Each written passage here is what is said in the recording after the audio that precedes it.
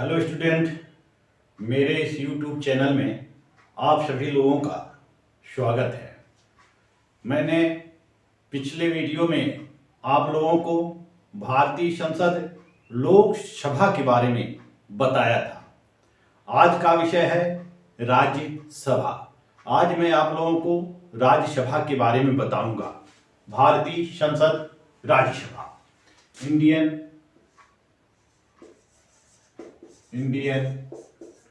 Parliament,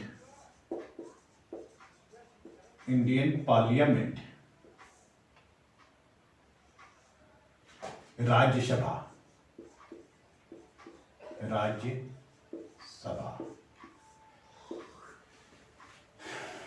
जैसा कि अनुच्छेद 79 के अंतर्गत कहा गया है कि भारत की एक संसद होगी। अनुच्छेद 79, भारत की एक संसद होगी जो राष्ट्रपति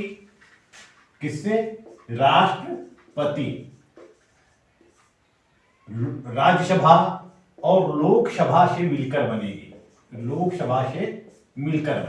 राष्ट्रपति, राज्यसभा और लोकसभा से मिलकर बनेगी।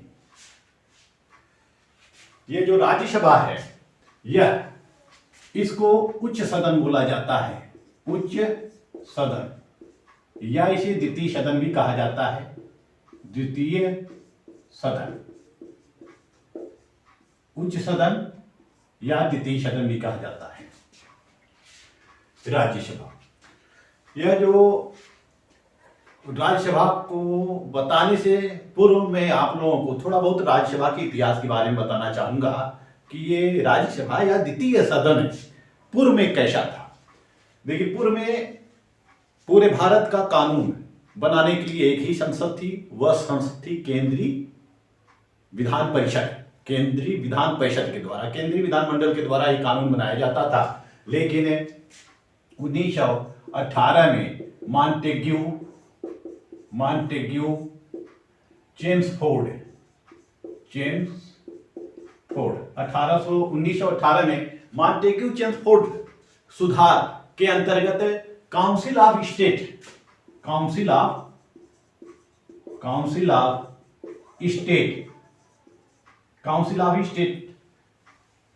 का उल्लेख किया गया। यानी काउंसिल ऑफ स्टेट का इसमें संकल्पना किया गया। काउंसिल ऑफ स्टेट की संकल्पना किया गया 1918 में। फिर 1919 में इनके जो प्रस्ताव थे, मॉन्टेग्यू चेम्सफोर्ड के जो प्रस्ताव थे, उसको अधिनियम का रूप दे दिया गया, जिसको कहते हैं भारतीय शासन अधिनियम। भारतीय शासन अधिनियम 1919 भारतीय शासन अधिनियम में काउंसिल ऑफ स्टेट का उल्लेख कर दिया गया। यानी कि विधिक रूप से इसका वर्णन कर दिया गया। अब जब वर्णन कर दिया जाता है और इसका अस्तित्व जो आता है 1921 में आता है। 1921 में आता है, इसका अस्तित्व आता है काउंसिल ऑफ स्टेट। यानी कि केंद्र में भी द्वितीय सदन की रचना कर दी गई 1921 में या 1921 के पश्चात। अब यह जो 1921 से यह काउंसिल ऑफ स्टेट चलता रहता है, इसका गठन हो जाता है, ये चलता रहता है केंद्र में।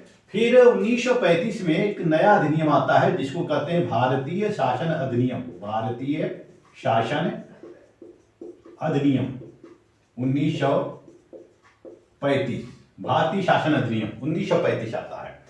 इसके तहत इसमें कोई परिवर्तन नहीं किया गया। इसमें किसी भी प्रकार का परिवर्तन नहीं किया गया इस काउंसिल ऑफ स्टेट में।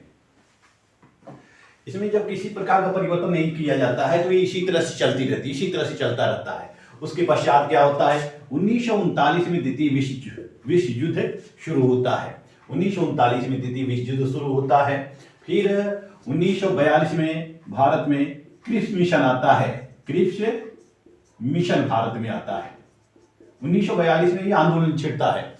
1942 में ही महात्मा गांधी का भारत छोड़ो आंदोलन छिड़ता है। ये जो आंदोलन चल रहा था, ये तो आंदोलन शुरू से ही चल रहा था हमारे यहाँ। जब से भारतीय राष्ट्रीय कांग्रेस की स्थापना होती है उस बैनर की तरह यह आंदोलन चलता रहता है। जैसे कि 1885 में भारतीय राष्ट्रीय कांग्रेस की स्थापना होती है। 1885 में उदारवादी राष्ट्रीय आंदोलन चलता है, जिसमें दादा भाई नौरोजी, फिरोज शाह मेहता, सुरेंद्रनाथ बनर्जी, विमोच चंद्र बनर्जी, दीन सावरकर, काशीनाथ तेलंग इत्यादि नेता होते हैं। 1885 से लेकर 1905 तक ये चलता रहता है और 1905 से लेकर 1919 तक गांधी युग के नाम से जानते हैं। इसको हम गांधी युग के नाम, उग्रवादी राष्ट्रीय आंदोलन के नाम से जानते हैं। यह उग्रवादी राष्ट्रीय आंदोलन जिसमें कि लाल बाल पाल का नेतृत्व होता है। 1905 से लेकर 1919 तक उग्रवादी राष्ट्रीय आंदोलन आता है। फिर उसी बीच में 1915 में महात्मा गांधी आ जाते हैं। जब 1915 में महात्मा गांधी आ जाते हैं तो 1915 से लेकर 1917 तक 2 वर्षों तक ये भारतीय राजनीतिक परिस्थितियों का अध्ययन करते हैं। गोपाल कृष्ण गोखले को अपना गुरु मान लेते हैं, राजनीतिक गुरु मान लेते हैं। इनके आध्यात्मिक गुरु कौन थे? लियो टॉल्स्टॉय इनके आध्यात्मिक गुरु होते हैं। तो गोपाल कृष्ण गोखले को अपना राजनीतिक गुरु मानकर भारतीय राजनीतिक परिस्थितियों का अध्ययन करते हैं। 1917 में वह 1917 में 3 आंदोलन चलाते हैं। वो पहला आंदोलन होता है बिहार में चंपारण में, नील आंदोलन के, नील यानी कि 3 कठिया खेती होती है, उसके विरुद्ध आंदोलन चलाते हैं और वह आंदोलन सफल होता जाता है। फिर खेड़ा में चलाते हैं, अहमदाबाद में मिल मालिकों के विरुद्ध चलाते हैं, मिल मजदूरों के पक्ष में चलाते हैं। तो इस तरह से तीनों आंदोलन इनका सफल होता जाता है। उसके पश्चात 1920 में ये आंदोलन चलाते हैं, असहयोग आंदोलन। 1930 में ये आंदोलन चलाते हैं। 1930 के पश्चात ये 1942 में आंदोलन चलाते हैं। और यह 1942 का जो आंदोलन होता है भारत छोड़ो आंदोलन, 1930 के आंदोलन को हम क्या कहते हैं? सविनय अवज्ञा आंदोलन या नमक आंदोलन या दांडी मार्च के नाम से भी इस आंदोलन को जाना जाता है। 1942 में महात्मा गांधी भारत छोड़ो आंदोलन चलाते हैं। 1930 में महात्मा गांधी, 1942 में महात्मा गांधी भारत छोड़ो आंदोलन चलाते हैं। जब आंदोलन चलाते हैं तो फिर 1942 में कृष्ण मिशन आता है, कृष्ण मिशन असफल हो जाता है। फिर 1946 में जो होता है, 1946 में इसमें आता है क्या? कैबिनेट मिशन आता है, कैबिनेट मिशन 1946 में आता है कैबिनेट मिशन। यह कैबिनेट मिशन 1946 में आता है और वास्तविक रूप से इसी में भारतीयों के संविधान के लिए संविधान निर्मात्री सभा का घोषणा किया गया कि संविधान, भारत के लिए एक संविधान सभा होगी और यह संविधान सभा भारत के लिए संविधान तैयार करेगी। अंग्रेज भी अब मान जाते हैं क्योंकि 1946 में लेबर पार्टी की सरकार बनती है ब्रिटेन में लेबर पार्टी की सरकार बनती है। और जब लेबर पार्टी की सरकार बनती है तो ब्रिटेन भी मान जाती है। ब्रिटेन के ऊपर अमेरिका के राष्ट्रपति रूजवेल्ट का, चीन के राष्ट्रपति चियांग काई शेक का, फ्रांस के परराष्ट्र मंत्री का दबाव बनता है ब्रिटेन के ऊपर। और ब्रिटेन की आर्थिक स्थिति बिल्कुल पंगु हो चुकी थी। जब 1939 में द्वितीय विश्व युद्ध शुरू होता है तो जर्मनी उसका मुख्य दुश्मन होता है, जर्मनी का हिटलर। यानी कि जर्मनी ने इतनी बमबारी की थी ब्रिटेन के ऊपर कि कोई गली चौराहा नहीं बचा था जहां लाशें न गिरी हुई।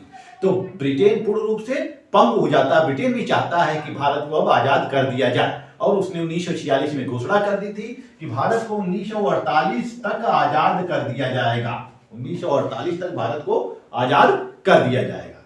ऐसे में 1946 में कैबिनेट मिशन भारत आती है और इसमें कैबिनेट मिशन के तहत 389 सदस्यीय संविधान सभा का गठन किया जाता है। संविधान सभा का गठन किया जाता है। संविधान सभा का गठन किया जाता है 389 सदस्य, जिसमें से 92 जो होते हैं, जिसमें 292 ये प्रतिनिधि होते हैं देसी प्रांतीय विधानसभा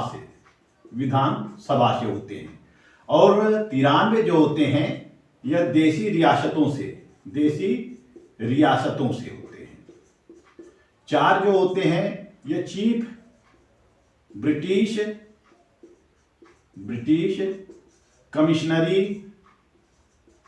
प्रांतों से होते हैं। यानी कि कुल मिलाकर कितना हो गया? 389 सीटों पे चुनाव कराए जाते हैं। जुलाई 1946 में चुनाव कराए जाते हैं और जब चुनाव हो जाता है संविधान सभा गठित हो जाती है। 9 दिसंबर 1946 को संविधान सभा की प्रथम बैठक होती है और 26 नवंबर 1946 को संविधान बनकर तैयार हो जाता है। इस दिन हमारे संविधान को आत्मार्पित, अंगीकृत, अधिनियमित कर दिया जाता है। और अंतिम बैठक जो होती है 24 जनवरी 1950 को अंतिम बैठक हो जाती है, जिसपे सारे सदस्यों का हस्ताक्षर हो जाता है। और फिर 26 जनवरी 1950 को हमारा देश क्या हो जाता है, गणतंत्र हो जाता है, संविधान लागू हो जाता है। 26 जनवरी 1950 को पूर्ण रूप से यह संविधान लागू हो जाता है। जब लागू हो जाता है तो उसके पश्चात, चूंकि उसमें एक कहा गया कि जो जब हमारा भारत स्वतंत्र होता है, आजाद होता है, संविधान लागू होता है, तो उसमें यह कहा गया कि जो यह संविधान सभा होगी, यह अनंतिम संसद के रूप में कार्य करेगी, अनंतिम संसद के रूप में कार्य करेगी। और जब तक नई संसद का गठन हो नहीं जाता या भारत में नया चुनाव हो नहीं जाता, भारत में जो नया चुनाव होता है वह 1952 में चुनाव होता है। किसके लिए नया चुनाव होता है? और 1952 में चुनाव होता है। जब 1952 में चुनाव होता है तो 3 अप्रैल 1952 को, यह 3 अप्रैल 1952 को काउंसिल ऑफ स्टेट के नाम से ये राज्यसभा का गठन किया जाता है। काउंसिल ऑफ स्टेट के नाम से राज्यसभा का गठन किया जाता है 3 अप्रैल 1952 को। 17 अप्रैल 1952 को लोकसभा का गठन कर दिया जाता है। लोकसभा का गठन कर दिया जाता है। 13 मई 1952 को दोनों सदनों की प्रथम बैठक होती है, लोकसभा की और राज्यसभा का, दोनों सदनों की प्रथम बैठक होती है। यानी कि यह 1952 तक संविधान सभा क्या थी? अनंतिम संसद के रूप में कार्य कर रही थी। और 3 अप्रैल 1952 को काउंसिल ऑफ स्टेट, यानी जिसको हम राज्यसभा कहते हैं, राज्यसभा का गठन किया जाता है। 17 अप्रैल 1952 को लोकसभा का गठन किया जाता है। दोनों सदनों की प्रथम बैठक 13 मई 1952 को होती है। लेकिन 23 अगस्त 1954, यह बहुत महत्वपूर्ण दिन है क्योंकि इसी दिन नामों में परिवर्तन किया गया। 23 अगस्त 1954 को ये जो काउंसिल ऑफ स्टेट थी, यह घोषणा सभापति के द्वारा घोषणा की जाती है। सभापति कौन होता है? राज्यसभा का सभापति कौन होता है? उपराष्ट्रपति। उसमें जो राज्यसभा के जो प्रथम उपराष्ट्रपति थे डॉक्टर सर्वपल्ली राधाकृष्णन उपराष्ट्रपति थे और वही सभापति थे, क्योंकि उपराष्ट्रपति राज्यसभा का पदेन सभापति होता है। उनके द्वारा यह घोषणा की जाती है कि अब काउंसिल ऑफ स्टेट किसके नाम से जाना जाएगा? यह राज्यसभा के नाम से जाना जाएगा। काउंसिल ऑफ स्टेट किस नाम से जाना जाएगा? अब राज्यसभा के नाम से जाना जाएगा। और इस तरह से 1954 से यह राज्यसभा के नाम से जाना जाता रहा है। तो मैंने आपको इस राज्यसभा के थोड़ा सा इतिहास पर प्रकाश डाला। अब मैं आपको राज्यसभा के बारे में बताऊंगा। हमारे संविधान के अनुच्छेद 81 में कहा गया है, अनुच्छेद 81 में, कि राज्यसभा की अधिकतम संख्या कितनी हो सकती है? 250 हो सकती है। सदस्य संख्या कितनी होती है राज्यसभा की? सदस्य संख्या, ये तो आपने जान लिया कि राज्यसभा एक द्वितीय सदन है, संसद का द्वितीय सदन है और इसको उच्च सदन भी कहा जाता है। जो भी विधेयक कानून पारित किए जाते हैं वह संसद के दोनों सदनों की सहमति से पारित किए जाते हैं। तो अनुच्छेद 81 के अंतर्गत है कि राज्यसभा की अधिकतम संख्या कितनी हो सकती है? 250 हो सकती है। 250 हो सकती है। इसमें 238 जो हैं यह राज्यों से लिए जाएंगे, प्लस 12 सदस्य जो हैं यह किससे इनका मनोनयन किया जाएगा? मनोनयन किया जाएगा। किसके द्वारा? राष्ट्रपति के द्वारा। राष्ट्रपति के द्वारा 12 सदस्यों का राज्यसभा में मनोनयन किया जाता है, यानी कि मनोनीत नामिनेटेड सदस्य होते हैं। ये नामिनेटेड सदस्य विभिन्न क्षेत्रों से हो सकते हैं, फिल्म जगत से हो सकते हैं, उद्योग जगत से हो सकते हैं, राजनीति से हो सकते हैं, समाज सेवा से हो सकते हैं, इत्यादि विभिन्न क्षेत्रों से हो सकते हैं। जैसे कि हम देखते हैं कि सचिन तेंदुलकर क्या है? क्रिकेट है, तो खेल जगत का प्रतिनिधित्व कर दिया गया, इनको राज्यसभा का सदस्य बना दिया गया। इसी तरह से फिल्म जगत से हेमा मालिनी को बनाया गया था, रेखा को बनाया गया था, सुनील दत्त को बनाया गया था, नरगिस को बनाया गया था। इसी तरह से उद्योग जगत से ले लिए जाते हैं, समाज सेवा से लिए जाते हैं, साहित्य के क्षेत्र से ले लिए जाते हैं, विभिन्न क्षेत्रों से ये 12 सदस्यों का नॉमिनेशन किया जाता है राष्ट्रपति के द्वारा। बाकी 238 सदस्य होते हैं उनका राज्यों के प्रांतीय विधानसभाओं के द्वारा निर्वाचन होता है। लेकिन वर्तमान में हमारे राज्यसभा की सदस्य संख्या कितनी है? 245 है। 245 है, 233 प्लस 12, 245 है राज्यसभा की सदस्य संख्या। 12 या मनोनीत किए जाते हैं और 233 सदस्य राज्यों के प्रतिनिधि होते हैं। और राज्यसभा के सीटों के आवंटन के बारे में हमारे संविधान के चौथी अनुसूची में दिया गया है। चौथी अनुसूची में दिया गया है, सीटों का आवंटन किया गया है। राज्यसभा के सीटों का आवंटन किया गया है, किस राज्य के कितने सीटें होंगी। इसमें यह कहा गया है कि जिन राज्यों की जनसंख्या 50 लाख होगी उन राज्यों में 10 लाख पर एक प्रतिनिधि का निर्वाचन किया जाएगा। जिन राज्यों की संख्या 50 लाख इससे अधिक होगी उन राज्यों में प्रथम 50 लाख पर एक एक प्रतिनिधि का निर्वाचन, उसके पश्चात 20 लाख की जनसंख्या पर एक प्रतिनिधि का निर्वाचन किया जाएगा। 20 लाख की जनसंख्या पर एक प्रतिनिधि का निर्वाचन किया जाएगा। और जो सीटों का आवंटन जो किया गया है यह राज्यों के भूभाग के आधार पर नहीं, जनसंख्या के आधार पर किया गया है। राज्यों के जनसंख्या के आधार पर सीटों का निर्वाचन किया गया है। जैसे उत्तर प्रदेश जनसंख्या सबसे बड़ी है, पूरे भारत में जनसंख्या उत्तर प्रदेश की सबसे बड़ी है, तो उत्तर प्रदेश में राज्यसभा में कितने सदस्य हैं? 31 सदस्य हैं। तो हमारे भारत में कुल मिलाकर वर्तमान में 28 राज्य हैं और 8 केंद्र शासित प्रदेश हैं। केंद्र शासित प्रदेश हैं, केंद्र शासित प्रदेश हैं। 28 राज्यों से प्रतिनिधि लिए जाते हैं, केंद्र शासित प्रदेशों से प्रतिनिधि नहीं लिए जाते हैं। लेकिन दिल्ली और पांडिचेरी जिसको अब पुडुचेरी के नाम से जानते हैं, दिल्ली और पुडुचेरी में चूंकि विधानसभाएं स्थापित कर दी गई हैं, इसलिए यहां से भी प्रतिनिधियों का निर्वाचन होता है। दिल्ली और पुडुचेरी के विधानसभा के सदस्य भी राज्यसभा में अपने प्रतिनिधि भेजते हैं। तो 28 राज्यों से और 2 केंद्र शासित प्रदेशों से राज्यसभा में सदस्यों का प्रतिनिधित्व प्राप्त होता है।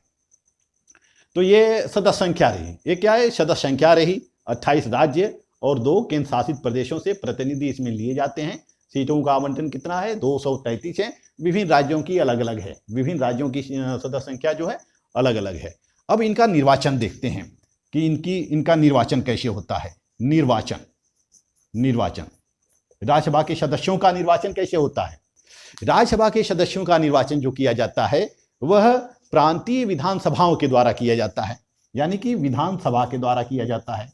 विधानसभा के द्वारा किया जाता है।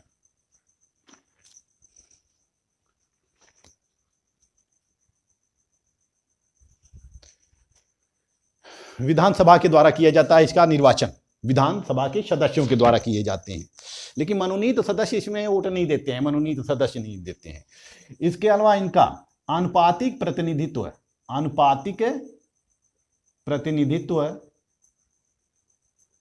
और एकल संक्रमणीय मत पद्धति के द्वारा खुला मतदान होता है। अनुपातिक प्रतिनिधित्व एकल संक्रमणीय मत पद्धति के द्वारा खुला मतदान होता है। तो इनके राज्यसभा के सदस्यों का जो निर्वाचन होता है वह राज्यों के विधानसभाओं के द्वारा किया जाता है।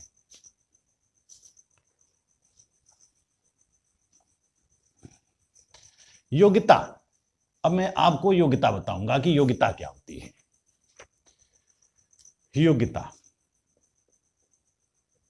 राज्यसभा के सदस्यों की योग्यताएं क्या होती हैं, ये अनुच्छेद 84 में वर्णित है। राज्यसभा की संसद के सदस्यों की योग्यताएं क्या होती हैं। पहला, वह भारत का नागरिक हो। कहाँ का नागरिक हो, भारत का नागरिक हो। दूसरा, उसकी आयु कितनी होती है, 30 वर्ष होनी चाहिए उसकी आयु। तीसरा, वह लाभ के पद पर न हो, लाभ के पद पर न हो। चौथा, वह 1951 जन प्रतिनिधित्व अधिनियम का पालन करता हो। यानी कि जो संसद ने कानून बनाए हैं समय समय पर, 1951 जन प्रतिनिधित्व अधिनियम, वह जन प्रतिनिधि अधिनियम के अंतर्गत योग्य हो। अनुच्छेद 102 में राज्यसभा की अनर्हताएं दी गई, सदस्यों की अनर्हताएं दी गई हैं कि कौन इसका सदस्य नहीं हो सकता। पहला तो यही है कि जो लाभ के पद पर हो, लाभ के पद पर वह राज्यसभा का चुनाव नहीं लड़ सकता। दूसरा है, वह विदेशी नागरिक न हो, विदेशी नागरिकता जो ग्रहण कर लिया हो, विदेशी नागरिक हो। तीसरा हो, वह पागल या दिवालिया न हो, पागल या दिवालिया न हो। चौथा जो है, वह सजा याफ्ता मुजरिम न हो, सजा 2 वर्ष से अधिक की सजा प्राप्त न किया हो, सजा याफ्ता मुजरिम न हो, पागल या दिवालिया न हो, विदेशी नागरिक न हो। तो ऐसे लोग चुनाव नहीं लड़ सकते हैं, ऐसे लोग चुनाव नहीं लड़ सकते हैं।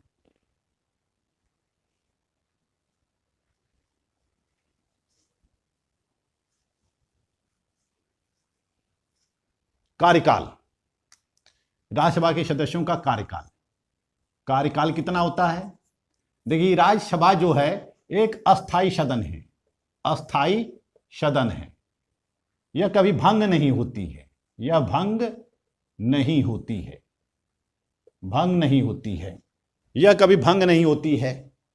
इनके सदस्यों का कार्यकाल जो होता है कितना होता है, 6 वर्ष होता है। सदस्यों का कार्यकाल कितना होता है, 6 वर्ष होता है। और प्रत्येक 2 वर्ष के पश्चात 1/3 सदस्य सेवानिवृत्त होते रहते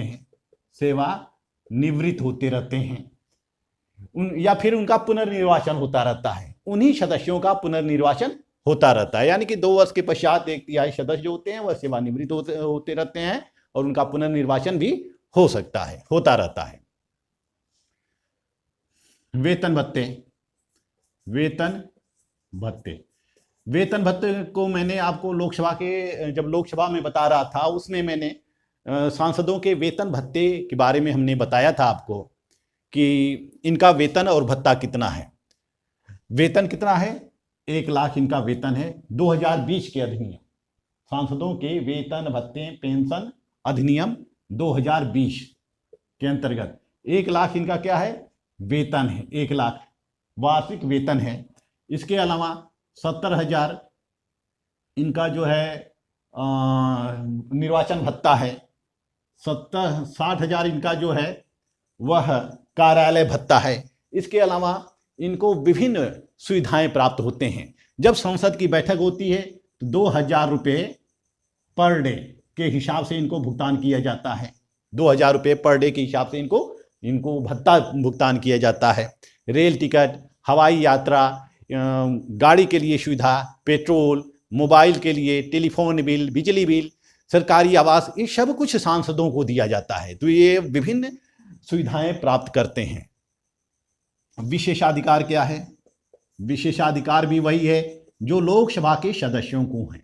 विशेषाधिकार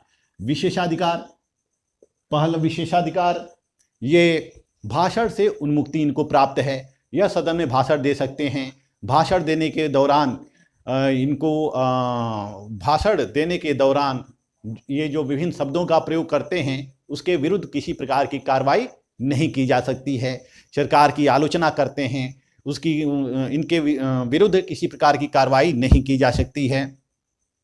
ये सदन से अजनबियों को बाहर निकाल सकते हैं, गिरफ्तारी से उन्मुक्ति प्राप्त है, गिरफ्तारी से उन्मुक्ति प्राप्त है। इनको जब संसद का सत्र चल रहा हो तो 40 दिन पूर्व और 40 दिन बाद तक इनको गिरफ्तार नहीं किया जा सकता, लेकिन फौजदारी मामले में इनको कभी भी गिरफ्तार किया जा सकता है। जो फौजदारी मामला होता है, क्रिमिनल मामले होते हैं, इनको कभी भी गिरफ्तार किया जा सकता है। इसके अलावा ये संसदीय प्रकाशन को रोक सकते हैं, उस प्रकाशन के जो कुछ शब्द होते हैं, अंश होते हैं, उनको वो हटा सकते हैं। ये विभिन्न विशेषाधिकार इनको प्राप्त है। अधिवेशन अधिवेशन अधिवेशन अधिवेशन वर्ष में 2 बार होता है, वर्ष में 2 बार होता है अधिवेशन इनका, यानी कि 6 महीने का अंतर होना चाहिए, 6 महीने का अंतर होना चाहिए। एक वर्ष में 2 बार अधिवेशन हो सकता है और दोनों अधिवेशनों के बीच 6 महीने का अंतर होना चाहिए। गणपूर्ति कितनी है? गणपूर्ति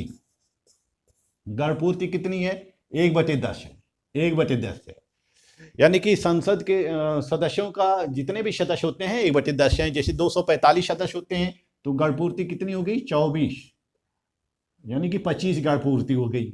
अब बताइए राज्यसभा के सदस्यों की संख्या कितनी है? 245 है, लेकिन 25 सदस्य केवल उपस्थित रहते हैं तो सभा की कार्रवाई चल सकती है, सभा की कोई भी अधिनियम विधेयक पारित हो सकता है। ये गणपूर्ति है। अब मैं आपको कार्य और शक्तियों के बारे में बताऊंगा। कार्य एवं शक्तियां, राज्यसभा के कार्य एवं शक्तियां। कार्य एवं शक्तियां जो हैं, पहला है विधायी कार्य,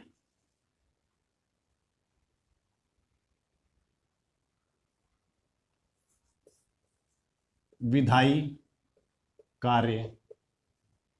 दूसरा है कार्यपालिका संबंधी शक्तियां, कार्यपालिका संबंधी शक्तियां। तीसरा है वित्तीय शक्तियां, वित्तीय शक्तियां। चौथा है निर्वाचन संबंधी शक्तियां, निर्वाचन संबंधी शक्तियां। पांचवा है संवैधानिक संशोधन संबंधी शक्तियां। छठा है विधायी कार्य, कार्यपालिका संबंधी शक्तियां, वित्तीय शक्तियां, निर्वाचन संबंधी शक्तियां, संवैधानिक संशोधन संबंधी शक्तियां। अन्य कार्य लिख देते हैं, अन्य कार्य भी हैं, विभिन्न विशेष कार्य हैं।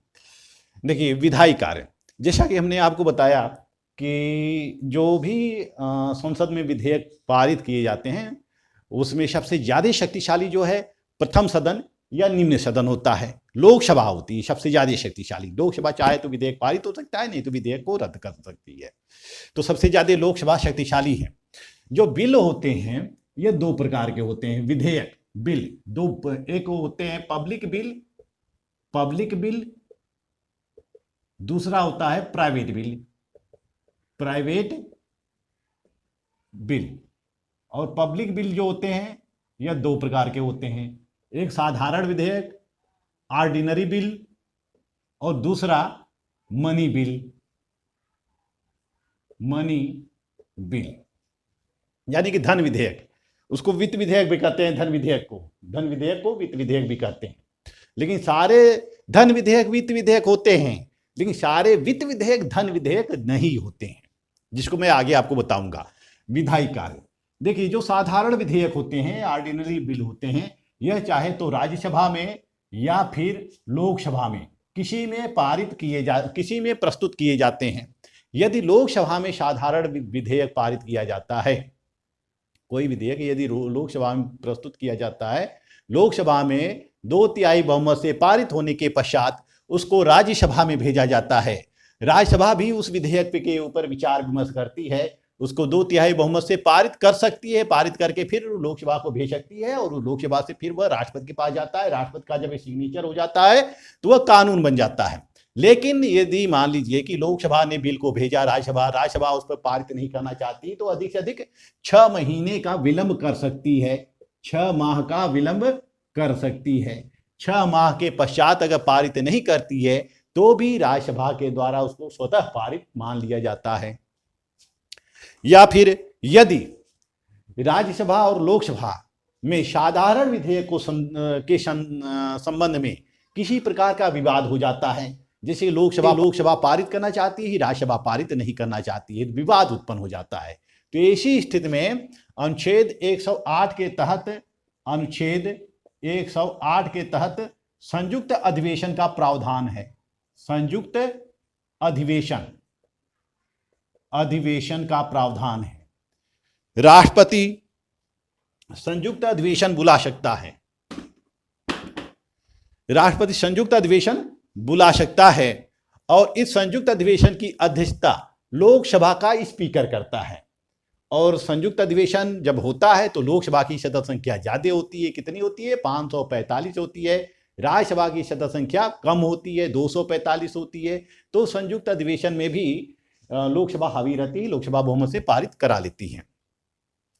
साधारण विधेयक यानी कि विधायिक, ये अधिक से अधिक साधारण विधेयकों के संदर्भ में कितने दिन तक विलंब कर सकते हैं? 6 महीने का विलंब कर सकते हैं। लेकिन यदि कोई विधेयक राज्यसभा में प्रस्तुत किया जाता है तो राज्यसभा में 2/3 बहुमत से पारित हो जाता है तो वह लोकसभा में जाता है।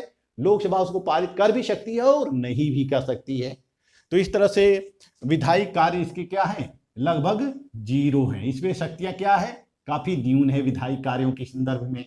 कार्यपालिका संबंधी शक्तियां, कार्यपालिका यानी कि प्रशासनिक शक्तियां। कार्यपालिका में कौन होते हैं? प्रधानमंत्री और कैबिनेट मंत्रिपरिषद। प्रधानमंत्री और मंत्रिपरिषद होते हैं कार्यपालिका के अंतर्गत। कार्यपालिका चूंकि कार्यपालिका किसके प्रति उत्तरदायी होती है? लोकसभा के प्रति उत्तरदायी होती है। कार्यपालिका लोकसभा के प्रति उत्तरदायी होती है। तो लोकसभा को ही कार्यपालिका को नियंत्रित करने की शक्ति प्राप्त होती है, राज्यसभा को शक्ति प्राप्त नहीं होती है। तो राज्यसभा बहुत कर सकती है कि मंत्रियों से क्या कर सकती है? प्रश्न पूछ सकती है, निंदा कर सकती है या जांच आयोग की मांग कर सकती है।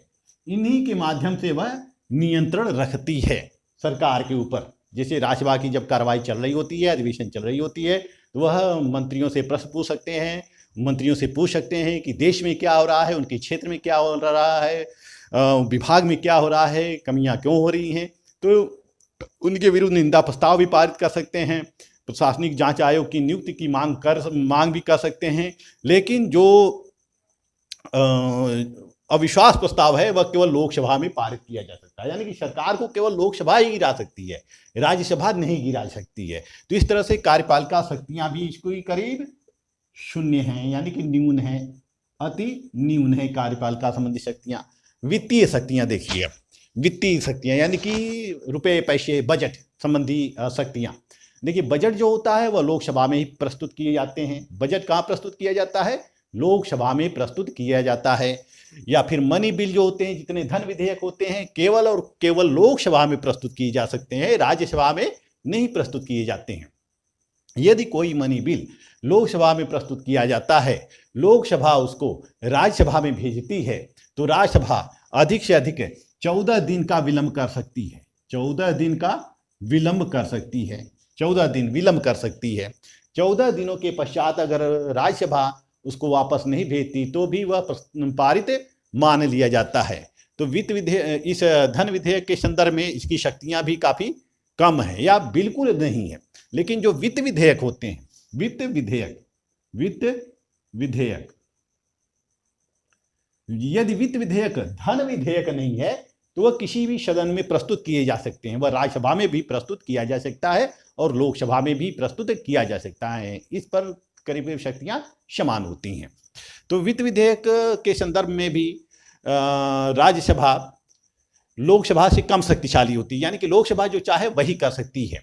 राज्यसभा अगर वित्त विधेयक को पारित कर देती है लोकसभा नहीं करती है तो वह वित्त विधेयक समाप्त हो सकता है। तो वित्तीय शक्तियां भी राज्यसभा की काफी कम है या इसको काफी न्यून है। क्यों?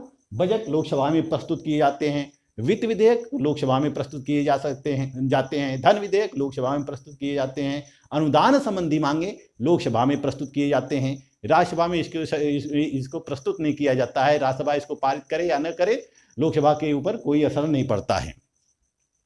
अब देखिए, ये जो दो शक्तियां हैं, यही राज्यसभा के महत्वपूर्ण कार्य हैं, निर्वाचन संबंधी शक्तियां।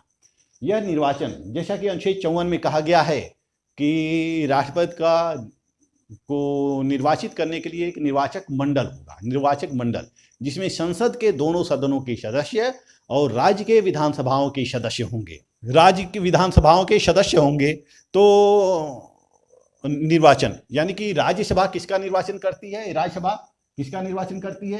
राष्ट्रपति का करती है, राष्ट्रपति का। उपराष्ट्रपति का निर्वाचन करती है, उपराष्ट्रपति का निर्वाचन करती है।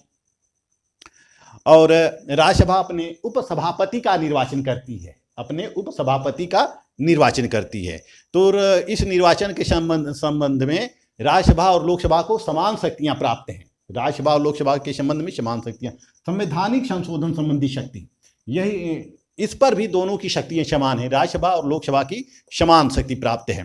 जब कोई संवैधानिक संशोधन विधेयक पारित किया जाता है तो उसको दोनों सदनों से पारित किया जाना आवश्यक होता है, दोनों सदनों से पारित किया जाना आवश्यक होता है।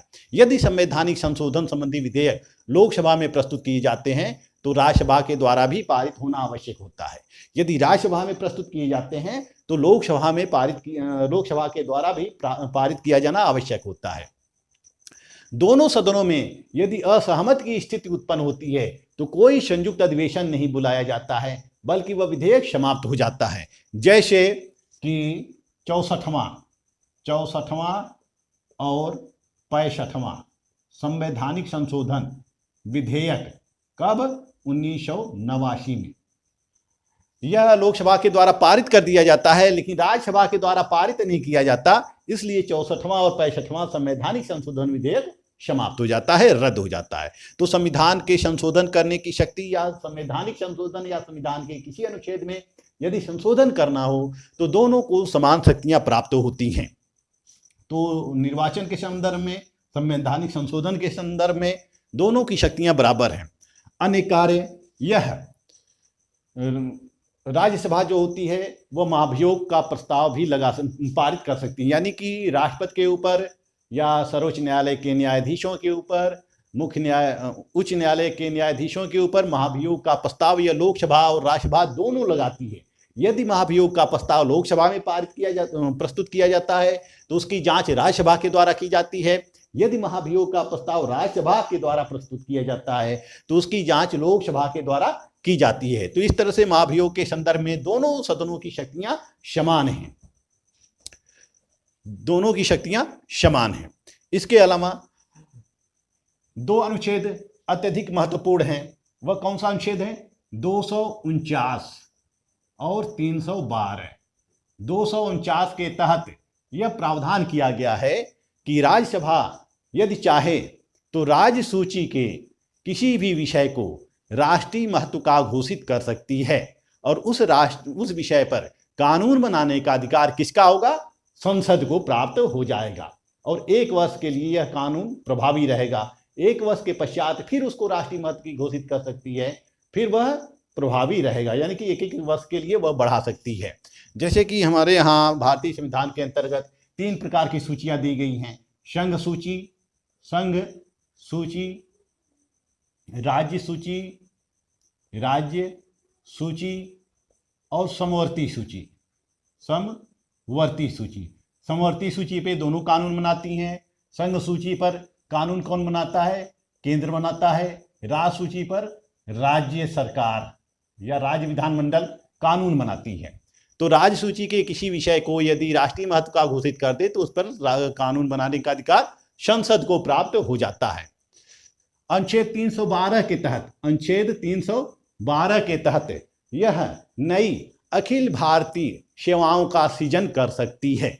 राज्यसभा प्रस्ताव पारित करके नई अखिल भारतीय सेवाओं का सृजन कर सकती है, जैसे भारतीय प्रशासनिक सेवा यानी कि IAS, IPS, भारतीय इंजीनियरिंग सेवा, भारतीय राजस्व सेवा इत्यादि, इन सब का वह सृजन कर सकती है। तो अनुच्छेद 249 और 312 के तहत राज्यसभा को विशेष शक्तियां प्राप्त होती हैं, राज्यसभा को विशेष शक्तियां प्राप्त होती हैं। इस तरह से हम देखते हैं कि राज्यसभा ये विभिन्न शक्तियां प्राप्त हैं। कुछ शक्तियां उसको राज्यसभा की स्थिति को सबल प्रदान करती हैं, यानी कि स्थायित्व प्रदान करती हैं, स्थायित्व प्रदान करती हैं। लेकिन फिर भी लोकसभा अत्यधिक शक्तिशाली है और राज्यसभा कम शक्तिशाली है। 2 वीडियो में मैंने आपको बता दिया लोकसभा और राज्यसभा। तब तक के लिए धन्यवाद। मेरा वीडियो आपको अच्छा लगे तो मेरे चैनल को लाइक, सब्सक्राइब और शेयर जरूर कीजिएगा। धन्यवाद। Thank you so much.